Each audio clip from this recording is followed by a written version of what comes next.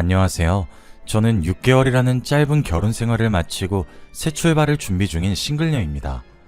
저는 30대 초반에 늦은 나이라는 생각이 들 수도 젊은 나이라고 생각이 들 수도 있는 나이에 결혼을 했습니다. 결혼이 애들 소꿉놀이도 아니고 도대체 무슨 사연으로 결혼 생활을 고작 5개월밖에 하지 않았냐고 하시는 분들도 계실 텐데, 제가 이혼을 하게 된 결정적인 이유는 바로 시어머니 때문입니다. 저희 시어머니께서는 미신을 지나칠 정도로 맹신하고 좋아하세요. 무당말이라면 자다가도 벌떡 일어나시는 분이시죠. 여러분들은 제 이야기를 듣고 어떤 생각을 하실지 궁금해서 이렇게 사연을 보내봅니다. 저는 미신도 믿지 않고 신도 믿지 않아서 딱히 믿는 종교가 없어요. 저희 집안이 불교긴 하지만 부모님께서 종교 강요를 하지 않아서 무교로 살아가고 있어요. 어릴 때야 멋모르고 부모님이 가시니까 아무 생각 없이 절에 따라가긴 했었어요. 딱 거기까지일 뿐 어느 정도 커선 절에도 안 가고 아무런 종교 없이 살았어요. 저는 처음 결혼 조건에 종교 생활은 각자 하면 되니까 그닥 중요한 부분이 아니라고 생각했어요. 하지만 한 번의 파혼 경험으로 종교도 상당히 중요한 부분을 차지한다는 걸 알게 되었죠. 예전에 모태신앙이었던 기독교 남자친구를 만난 적이 있었어요. 제가 사람을 볼 때 외모나 키같이 외향적인 면보다는 사람 됨됨이를 많이 보는 편이에요. 전 남자친구는 저와 웃음 코드도 되게 비슷하고 굉장히 다정한 사람이었어요. 이 사람과 만나면서 결혼까지 하게 된다면 남은 인생 행복할 것 같다는 생각을 했었죠. 전 남자친구는 제게 결혼하자고 청혼을 했고 저는 기쁜 마음으로 받아들였어요.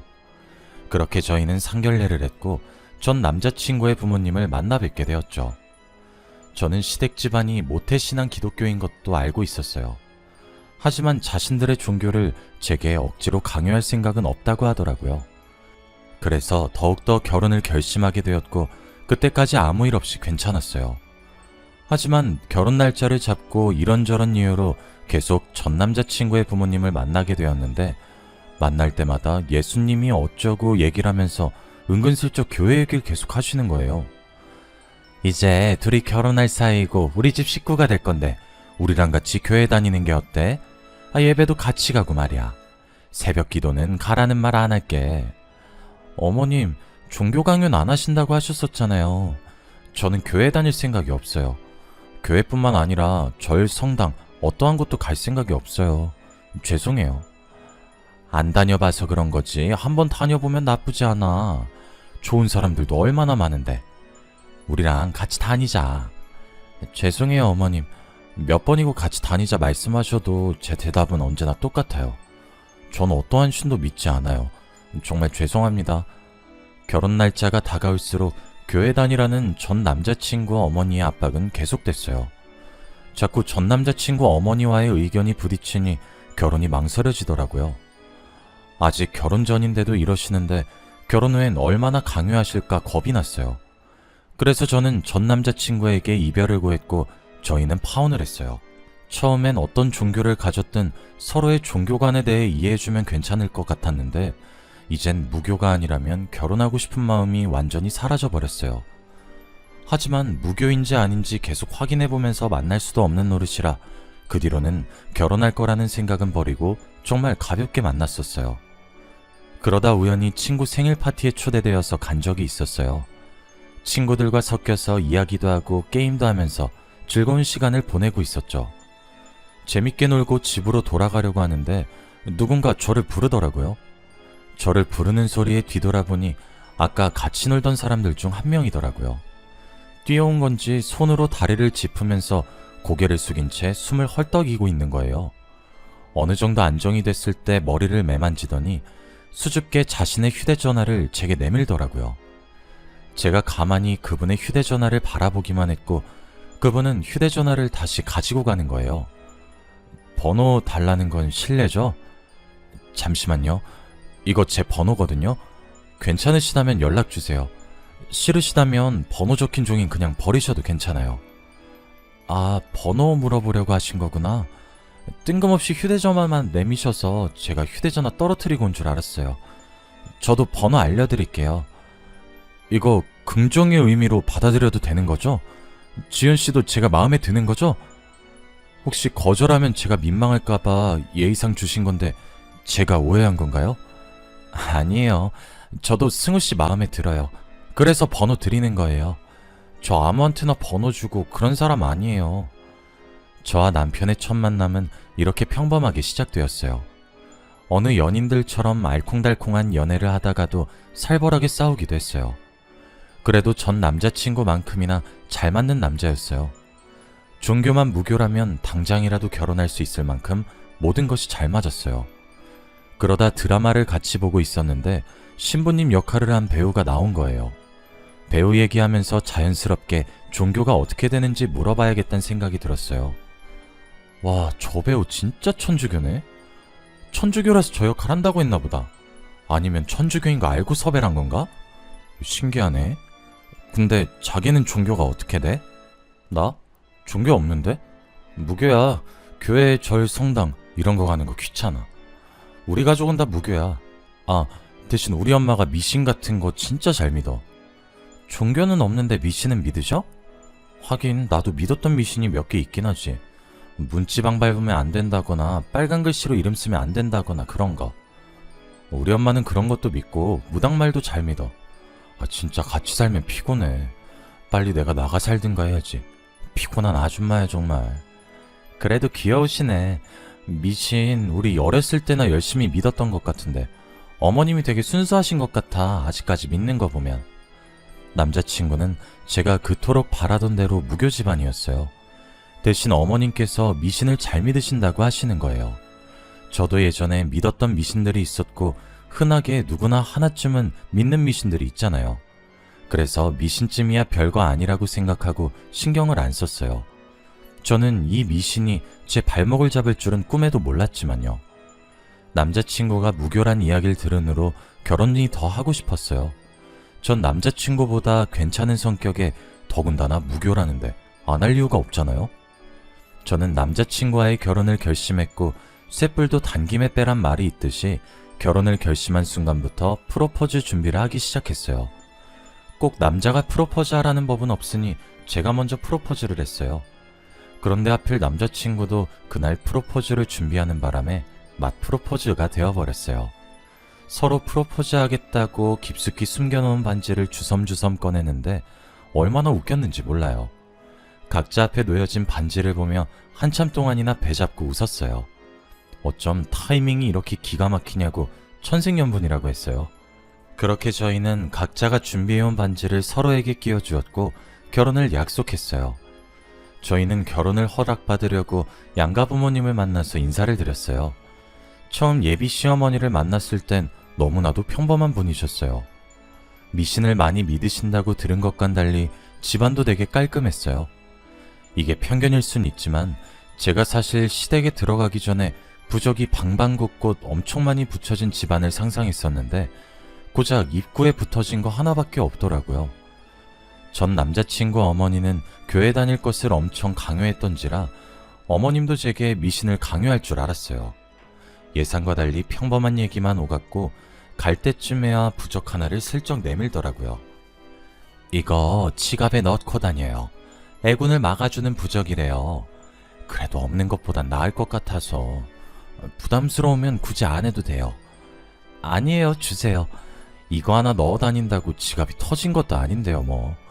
감사합니다. 처음 만나는 절인데 이렇게 저까지 신경 써주셔서요. 아유, 우리 아들이 여자 하나는 기똥차게 잘 골랐네. 나를 닮아 보는 눈이 있어. 우리 아들은 내가 이런 거 주면 싫어하거든. 애미가 다 지 위에서 해주는 건데도 말이야. 제가 부적을 받을 줄 몰랐는지 처음엔 당황해 하시더니 이내 밝게 웃으셨어요. 요즘 이런 거 받는 젊은이 없다면서 이런 거 줬다가 매번 욕만 먹었다고 하시더라고요. 자식이니 잘 되라고 남자친구한테도 부적을 준 적 있는데 절대 안 받는다고 제게 하소연을 하셨어요. 어머님은 싹싹하고 이쁘다면서 저를 되게 좋아하셨어요. 하지만 저는 그 부적을 받지 말았어야 했고 이날을 두고두고 후회했어요. 저희는 상견례도 잘 마치고 아무 탈 없이 결혼을 무사히 진행했어요. 신혼여행을 마치고 신혼집에 들어왔더니 현관문에 부적이 하나 붙여져 있더라고요. 어머님, 현관문에 부적 붙여져 있던데 그거 뭐예요? 저희 집에 부적 안 붙여놓으셔도 돼요. 저희는 부적 없어도 괜찮아요. 앞으로 잘 살라고 붙여놓은 거야. 그거 붙이고 사는 게 좋다고 유명한 점쟁이가 그러더라고. 계속 붙이고 있어. 그리고 너 부적 좋아하잖아. 저번에 내가 준 거 지갑에 넣고 다니고 그러더만. 어머님, 저 부적 안 좋아해요. 어른이 주신 건데 안 받는 건 예의가 아닌 것 같아서 받은 거죠.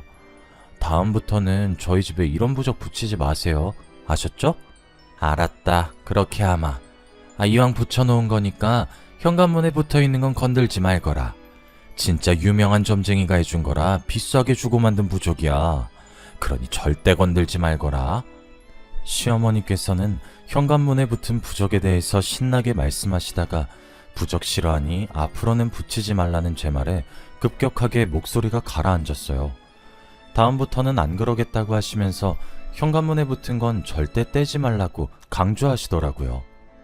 일단 강요하시니까 붙이고는 있는데 저는 잠깐 붙였다가 어느 정도 시간 지나면 떼야겠다고 생각했어요. 시어머니께서는 반찬을 가져다 주신다는 핑계로 신혼집에 자주 들락날락거리셨어요. 아직 다 안 먹었다고 안 오셔도 된다고 했는데도 굳이 오셨어요. 그냥 반찬만 주고 가시면 모르겠는데 계속 이 방 저 방 왔다 갔다 하시면서 기웃거리셨죠. 도대체 뭘 하시는지 모르겠지만 저희 집에 오면 혼자서 엄청 바쁘게 움직이시더라고요. 저는 시어머니가 나온 방에 들어가 봤자 변한 게 없어서 그냥 방 구경 하나 싶었어요. 솔직히 저희가 신혼초니까 인테리어가 계속 마음에 안 들면 자주 바꾸거나 물건을 추가하잖아요. 그래서 늘 새로운 마음으로 뭐가 바뀌었는지 보려고 그러시는 줄 알았어요. 정말 4개월까지는 아무것도 모르는 상태로 지냈었어요.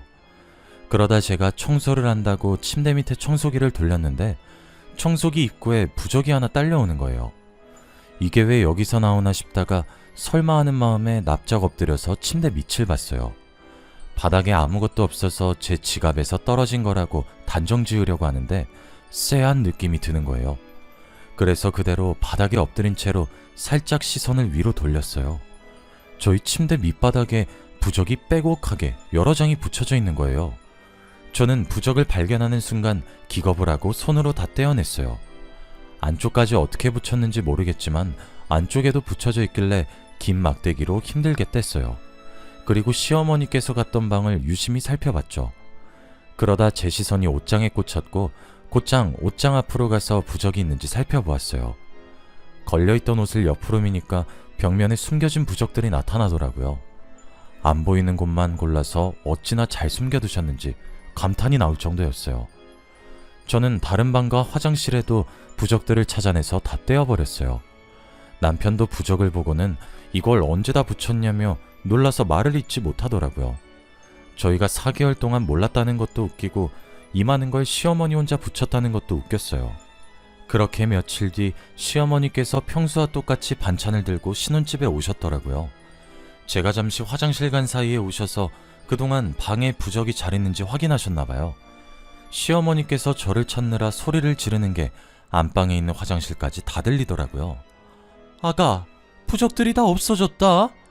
도대체 그 많은 부적이 어디로 갔다니? 어떻게 하나도 안 남기고 싹 사라질 수 있냔 말이야. 설마 너네가 다 떼어버린 건 아니지? 어머님, 그 부적들 저희가 다 갖다 버렸어요. 제가 저번에도 말씀드렸잖아요. 부적 안 좋아한다고 붙이지 마시라고요. 전에 안 붙이시기로 얘기 끝났잖아요. 아니, 그 많은 것을 다 갖다 버렸단 말이야? 그게 돈이 얼마짜린데 갖다 버리길. 내가 진짜 못 살아. 부적을 찾으시길래 다 버렸다고 하니 시어머니는 그걸 왜 버리냐고 화를 내셨어요. 얼굴이 붉어지고 목에 핏대까지 세우면서 화를 내시는 거예요. 처음 보는 시어머니의 화난 모습에 저는 고장난 것처럼 아무것도 할 수가 없었어요. 남편도 그런 시어머니께 제발 그만하라고 적당히 하라면서 같이 화를 내더라고요.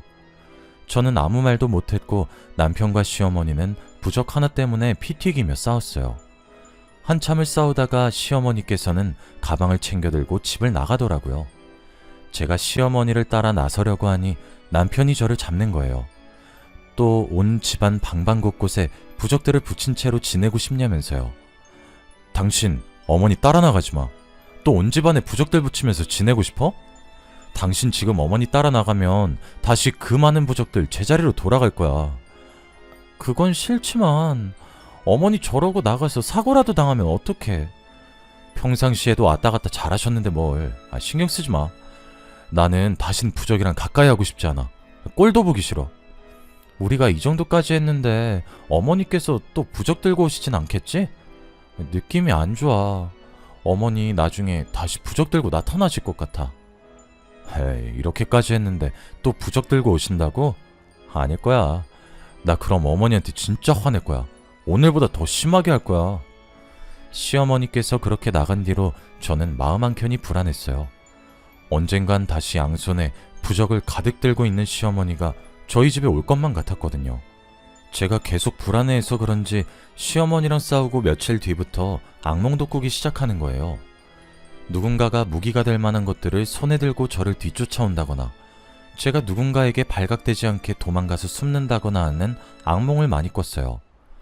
한 번은 가위에 눌린 것 마냥 아무것도 움직일 수가 없었고 말을 할 수도 없었어요. 몇 번이나 악몽에 시달리니까 기력이 쇠약해지더라고요. 친정어머니도 제 몰골을 보시더니 놀라서 보약을 지어주셨는데 아무리 기력에 좋은 음식을 먹어도 날이 갈수록 몸이 더 안 좋아졌어요. 남편은 혹시나 제가 병이라도 걸린 게 아닌지 엄청 걱정을 하더라고요. 병원에 가보는 거 어떠냐고 하는데 그 정도는 아니라고 병원에 가지 않았거든요. 그런데 갈수록 몸이 말라가고 힘도 쫙 빠지는 거예요. 진짜 병이라도 있나 싶어서 병원에 가봤더니 아무 이상이 없다고 하더라고요. 의사 선생님도 저를 보고 아무 병 없는 게 오히려 이상하다고 할 지경이었어요. 도대체 뭐가 문제인지 도통 모르겠더라고요. 잠시 요양이라도 떠나야겠다는 생각에 짐을 싸려고 옷장에 있는 옷들을 꺼냈는데 옷을 빼고 비어있는 틈 사이로 무언가가 보이는 거예요. 설마 하는 마음에 저번처럼 옷을 한쪽으로 밀었는데 또 부적이 나오는 거예요. 부적이 보이자마자 미친 사람처럼 온 집안을 헤집고 다녔어요. 저번이랑 똑같은 위치로 안방 침대 밑바닥에도 부적이 다닥다닥 붙어 있더라고요. 저는 집안에 붙어 있던 부적들을 찾아내서 모조리 다 떼어냈어요. 그리고 바로 시어머니께 전화를 했어요. 어머님, 도대체 이 부적들은 또 언제 붙이신 거예요? 도대체 왜 계속 붙이시는 거예요? 한동안 저희 집 안 오셨잖아요. 도대체 언제 와서 붙이신 거예요? 이번엔 오래 갈 줄 알았더니 그래서 그것도 다 떼서 버렸니? 그건 우리 아들한테 좋다고 해서 붙인 거니까 네가 열낼 거 없다. 제발 부적 좀 붙이지 마세요. 네? 남편도 싫다고 하는데 왜 계속 그러는 거예요? 우리 아들이 싫어한다고? 누가 그러니? 나 그 부적 아들한테 허락받고 정정당당하게 붙인 거야. 네 남편도 내가 그 부적 붙인 거 알고 있다고. 남편이요? 거짓말하지 마세요. 제가 속을 줄 아세요? 저번에 그이가 어머님한테 화낸 거 잊으셨어요? 그런 사람이 부적 붙이게 허락을 했다고요? 속는 셈 치고 하나 붙여줬더니 효과 좋은 것 같다고 더 붙여달라고 하던데 못 믿겠으면 네 남편한테 물어보든가. 그리고 너 요즘 몸 안 좋은 것 같다더라. 근데 지금 기력이 넘치네. 제 몸은 제가 알아서 할 거예요. 또 이상한 부적 쓸 생각이시면 접으세요. 내가 너한테 부적을 왜 쓰니? 돈 아깝게. 난 우리 아들을 위한 부적밖에 안 써. 제가 부적 때문에 따지자 시어머니는 남편에게 허락을 받고 저희 집에 부적을 붙였다고 하시는 거예요. 저번에 남편이 부적 싫다고 그렇게 화를 냈었는데 허락했다니 이해가 안 갔어요. 남편 퇴근 후에 물어봤더니 부적 붙인 뒤로 정신건강이 좋아진 느낌이라 더 붙이라고 했다더라고요. 그러더니 저한테 다 떼버렸냐고 묻더니 왜 뗐냐고 화를 내는 거예요. 저는 이제 더 이상 남편도 제정신이 아니란 생각을 했어요. 그러다 며칠 뒤 시어머니께서 또 신혼집에 와서는 문을 엄청 두드리는 거예요. 한창 반찬 자주 가져다 주실 땐 매번 문 열어드리기 귀찮아서 비밀번호를 가르쳐 줬었거든요. 제가 없을 때도 저희 집에 오는 것 같아서 시어머니 몰래 비밀번호를 바꿔버렸어요. 비밀번호가 맞지 않자 문이 부서지라 두드리셨어요. 저는 문을 열어줄까 말까 많이 망설이다가 계속 저렇게 놔두면 시끄러워서 주민들한테 피해줄까봐 문을 열어주었어요. 제가 문을 열어주자마자 십자가를 제 이마에 탁 소리가 날 만큼 세게 내려치더라고요. 너무 놀라기도 하고 아파서 손으로 이마를 감싸주었어요. 그랬더니 시어머니께서는 뭘 먹고 힘이 좋은 건지 제 손을 치우더니 다시 한번 탁 소리가 나게 십자가를 제 이마에 내려치시는 거예요. 제가 손으로 이마를 감쌀 틈도 없이 십자가를 다시 제 이마에 대더니 본인 주머니에 손을 넣고 무언가를 칩더라고요. 주머니에 있던 무언가를 꺼내서 제게 마구마구 던지기 시작했어요. 얼굴에도 맞고 몸에도 맞았는데 딱딱한 알갱이 같은 것들이라 너무 아프더라고요. 하지 말라고 울부짖어도 시어머니는 표정 변화 없이 계속 제게 던지시는 거예요. 떨어진 것들을 보니 무언가의 정체는 팥이었어요. 시어머니는 다시 주머니에서 팥을 움켜쥐더니 저를 보면서 물러가라를 외치며 다시 던지시더라고요. 우리 아들 나쁜 기운들 네가 다 가져간다고 해서 결혼시켜놨더니 부적을 다 떼버려? 그 부적이 어떤 부적인데 다 떼버렸단 말이냐? 잡기나 쉬인 게. 죽어! 죽어! 어머님, 그만하세요. 너무 아파요. 그러니까 제발 그만하세요. 네 꼴을 보아하니 역시 부적이 효과가 있었던 거야. 돈을 들인 보람이 있어. 우리 집안 망치는 이 흉물. 너는 우리 아들 애빠지. 그 이상도 그 이하도 아니야. 시어머니는 무섭도록 싸늘한 표정을 하고 혼자서 무어라 중얼거렸어요. 그러더니 대뜸 죽으라고 소리치더니 다시 중얼중얼 거리더라고요. 자세히 들어보니 점쟁이가 남편이 저와 결혼하면 제가 나쁜 기운을 다 빨아들여서 남편의 기력이 좋아진다고 했나봐요. 그래서 저와의 결혼을 허락했다는 거예요. 부적을 붙이면 모든 악의 기운을 제가 다 빨아들여서 남편은 좋아지고 저는 시름시름 앓게 되는 것이었어요. 남편 기력 때문에 그렇게 부적을 붙이고 제가 부적을 뗐다고 하면 화를 냈던 거예요. 저는 계속 팥을 맞지 않으려고 얼굴을 요리조리 피했어요. 시어머니는 제가 계속 안 맞으려고 피하니까 못 움직이게 제 머리채를 잡는 거예요. 계속해서 발버둥 치고 있는데 딱 마침 남편이 퇴근을 하고 집에 들어오더라고요. 저는 남편이 이 모습을 보면 시어머니를 말려줄 거라고 생각했어요. 하지만 말려주긴커녕 제 양팔을 잡고 시어머니가 팥을 던지기 쉽게 만들어주더라고요. 여보, 가만히 있어. 어머니가 우리한테 나쁜 거라도 하시겠어? 다 우리 위해서 이렇게 하시는 거니까 당신이 조금만 참아. 당신 미쳤어? 당신까지 왜 이러는 거야? 이것 좀 놔. 내가 왜 이런 수모를 당해야 하는데? 난 싫어. 싫다고. 그냥 얌전히 맞고 있으면 빨리 끝날 일인데 왜 질질 끌려고 그래? 딱 1분만 눈 감고 그냥 맞으면 안 돼? 그게 그렇게 어려워? 그럼 당신이나 맞아. 나 대신 당신이 맞으라고. 그러면 되겠네. 빨리 놔. 이거 놓으라고.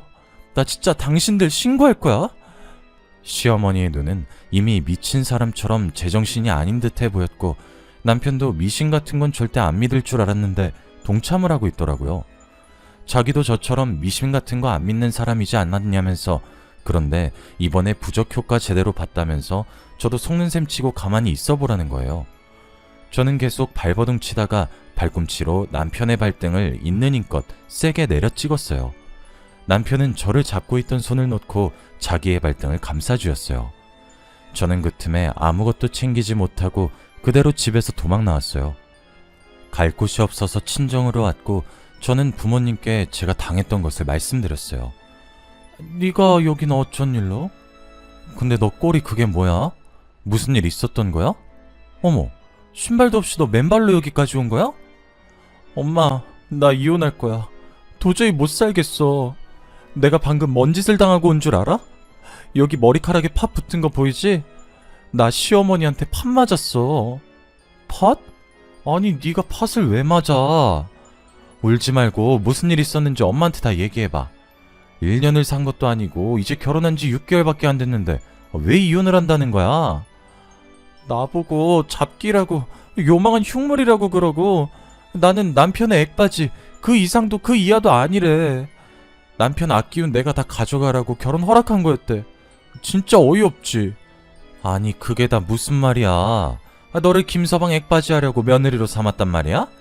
이게 말이니 방구니? 무슨 그런 어이없는 집안이 다 있어? 당장 이혼해. 안 되겠다. 친정어머니도 제 이야기를 듣는 내내 어이없어 하시더라고요. 어떻게 남의 집 귀한 자식을 자기 집 아들 액바지로 받들일 수 있냐고요. 어머니는 당장 이혼하라고 했고 아버지는 골프채를 들더니 신혼집에 찾아갈 기세시더라고요. 저는 괜히 일 크게 만들지 말자고 저런 집안에 시집 갔다는 것 자체가 수치스럽다고 조용히 이혼하고 싶다고 하면서 아버지를 말렸어요. 와중에 남편이 계속 저한테 전화를 하더라고요. 저는 끝까지 전화를 받지 않았고 이혼하자는 문자만 보냈어요. 남편은 이혼하자는 제 문자에 고작 이런 걸로 이혼을 해야겠냐고 뻔뻔하게 답을 보낸 거예요. 저는 이혼 서류 가지고 올 거 아니면 연락하지 말라고 하고 폰을 꺼버렸어요. 하루 지나고 폰을 켰는데 아무런 연락이 안 와 있더라고요. 그렇게 며칠간 친정에서 지냈고 정말 부적 때문에 몸이 안 좋아졌던 건지 친정에서 지내는 동안엔 다시 살도 조금씩 찌고 기력도 되찾아갔어요. 거의 예전 모습을 찾았을 때쯤 남편한테 연락이 왔더라고요. 이혼하자고 서류 들고 친정 근처 카페에 앉아있으니 오라고 하면서요. 저는 가벼운 발걸음으로 카페에 향했어요. 창가 쪽에 남편이 앉아있었는데 못 본 사이 얼굴이 퀭해져 있고 살도 빠진 것 같았어요. 제가 자신의 앞에 앉자 가방에서 서류 봉투를 하나 꺼내더라고요. 자기 인적사항은 다 작성했으니 제 거만 작성해서 제출하면 된다고요. 이거 합의 이혼서야. 내 인적사항은 다 작성해놨어. 당신 인적사항만 작성해서 제출하면 끝나. 근데 꼭 이혼을 해야겠어? 당신이 몇 번을 다시 물어도 내 생각은 변함없어. 당신이랑 이혼할 거야. 봐봐, 나 당신이랑 안 사니까 다시 살도 찌고 기력도 되찾았잖아. 근데 내가 왜 당신이랑 계속 살아? 그러네, 다시 예전 모습으로 돌아갔네. 다행이다. 솔직히 당신 계속 말라가서 걱정 많이 했거든. 나는 어머니가 당신을 액바지로 생각했을 줄은 꿈에도 몰랐어. 내가 대신 사과할게. 남편은 시어머니께서 저를 액바지로 생각할 줄은 몰랐다며 대신 사과를 하더라고요. 남편의 표정을 보아하니 정말 남편은 아무것도 몰랐던 것 같아서 사과를 받아줬어요. 그리고 저희는 합의 이혼을 했죠. 저는 지금 남편과 이혼하고 새로 태어난 기분으로 살아가고 있어요. 예전 모습으로 완전히 되찾았고 지금 만나고 있는 남자친구 덕분에 더 밝고 긍정적인 사람으로 변해 있어요. 지금 남자친구는 제게 있어서 귀인 같아요. 힘들어하던 저를 보듬어주고 위로가 되어주고 기쁨이 되어줬으니까요. 남자친구와 결혼을 할지 안 할진 모르겠지만 지금처럼만 재밌게 지냈으면 좋겠어요. 제 이야기는 여기서 끝을 맺어보려고 해요. 여러분들도 미신이라는 걸 믿으시나요? 저는 적당히 믿는 건 괜찮지만 전 시어머니처럼 맹신하는 건 좋지 않다고 생각해요. 자신에게도 주변 사람에게도요. 여러분들도 만약 믿고 있는 미신이 있다면 그 미신에 너무 맹신하지 않았으면 합니다.